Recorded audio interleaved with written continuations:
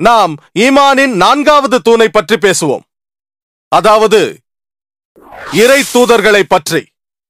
முதலில் இந்து மதத்தில் கூறப்பட்ட இறை தூதர்களை பற்றி பார்ப்போம். சாமானிய இந்து அவதாரங்களில் நம்பிக்கை உடையவன். அவதாரம் என்ற வார்த்தை அவ் மற்றும் த்ர என்ற சமஸ்கிருத வார்த்தையிலிருந்து எடுக்கப்பட்டது. அவ் என்றால் கீழே, த்ர என்றால் வருகிற அல்லது இறங்குதல் என்று பொருள்.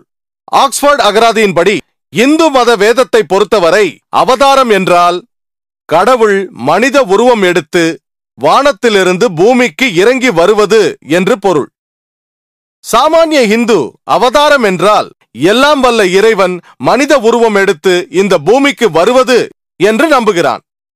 மேலும் ஒரு சாமானிய இந்து எல்லாம் வல்ல இறைவன் அநீதியை எதிர்த்து போராட மனித உருவத்தில் அவதாரம் எடுத்து இந்த பூமிக்கு வருவதாக நம்புகிறான். மேலும் தன் மதத்தை காப்பாற்றவும் கடவுள் இந்த பூமிக்கு வருவது எது சரி எது தவறு என்று சொல்லவும் அவர்களை வழிநடத்தவும் என்று நம்புகிறார்கள். இந்த கோட்பாட்டை பகவத்கீதையின் ஒரு வசனத்திலிருந்து அவர்கள் பெறுகிறார்கள். பகவத்கீதை அத்தியாயம் 4 வசனங்கள் 7 மற்றும் 8. யதா யதா தர்மஸ்ய க்லானிர் பவதி பாரதா அபியுதனம் தர்மஸ்ய ததாத்மான் சஜ்ஜயமேஹம். இது பொதுவாக கூறப்படும் ஒரு வசனம். மகாபாரதம் சீரியலில் வரும். இதன் பொருள், எப்பொழுதெல்லாம் நீதியானது அழிக்கப்பட்டு இந்த உலகத்தில் தீமை அதிகரிக்கின்றதோ அப்பொழுதெல்லாம் நான் அவதரிப்பேன். வசனம் 8 சொல்கிறது, நல்லவர்களை காக்கவும் தீயவர்களை அழிக்கவும் மேலும் நீதியை நிலைநாட்டவும் நான் அவதரிப்பேன் என்கிறது. எல்லா காலகட்டத்திலும் சம்பவாமி யுகே யுகே, எல்லா காலகட்டத்திலும் நான் அவதரிப்பேன். அவதாரங்களின் இந்த கோட்பாடு மறுபடியும் சொல்லப்படுகிறது.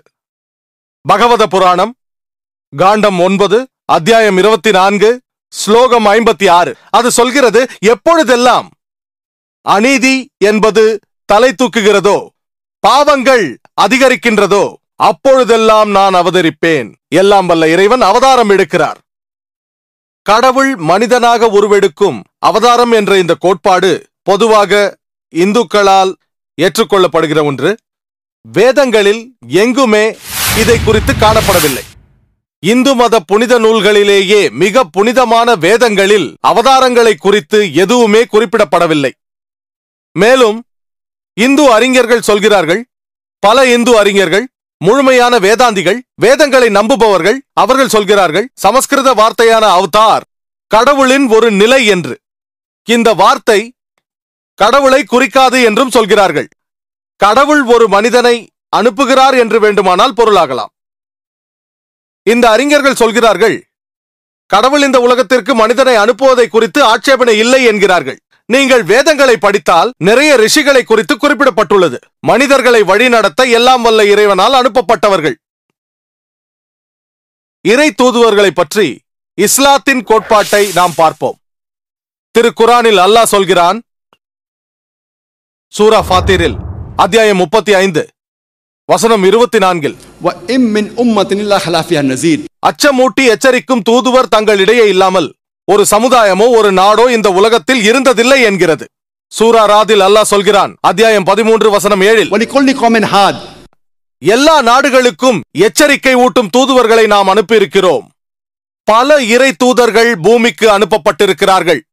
ஆனால் கடைசியும் இறுதியுமான இறை தூதர் நபிகள் நாயகம் தான், அவருக்கு சாந்தி உண்டாகட்டும். மேலும் சூரா அஹ்ஸாபில் சொல்லப்பட்டுள்ளது, அத்தியாயம் 33 வசனம் 40, மா கான முஹம்மதுன் அபா அஹதும் மின் ரிஜாலிக்கும் வலாஹ் ரசூலுல்லாஹ் வ காதமுன் நபியின் வ கான அல்லாஹு பிகுல்லி ஷைஇன் அலீமா.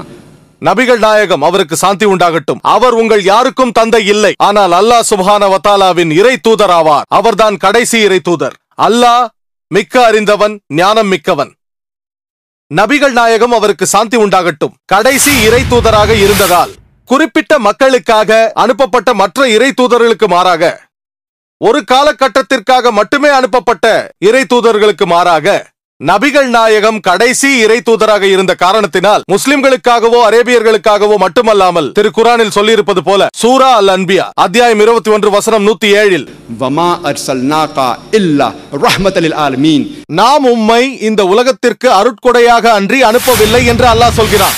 பிராணிகளுக்கும் மனித இனத்திற்கும் உன்னை அருட்கொடையாக அனுப்புகிறேன் என்கிறான். மறுபடியுமாக சூரா சபாவில் அல்லாஹ் சொல்கிறான், அத்தியாயம் 34 வசனம் 28 வமா அர்சல்னாக இல்லா காஃபத்தல் லின்னாஸ் பஷீரா வ நஸீரா, நாம் உம்மை இந்த பிரபஞ்சத்திற்கெல்லாம் அச்சமூட்டி எச்சரிக்கை செய்பவனாகவும் நன்மாராயம் கூறுபவராகவும் அனுப்பப்பட்ட தூதுவராக இருக்கிறீர். பெரும்பாலான மனிதர்கள் இதை அறியாமல் இருக்கிறார்கள். நபி அவர்களுக்கு சாந்தி உண்டாகட்டும் அவர் சொல்கிறார், சஹீஹ் புகாரியில் சொல்கிறார், பகுதி 1 தொழுகை என்ற பாடத்தில் அத்தியாயம் 56 ஹதீஸ் எண் 429 நபி அவர்கள் சொல்கிறார், எனக்கு முன் அனுப்பப்பட்ட இறை தூதர்கள் எல்லாம் அவர்கள் சமூகத்தாரிற்கு மட்டும் அனுப்பப்பட்டார்கள், அவர்களது நாட்டிற்கு மட்டும். ஆனால் நான் இந்த மொத்த மனித இனத்திற்காக கடைசி இறை தூதனாக அனுப்பப்பட்டிருக்கிறேன். இஸ்லாத்தில்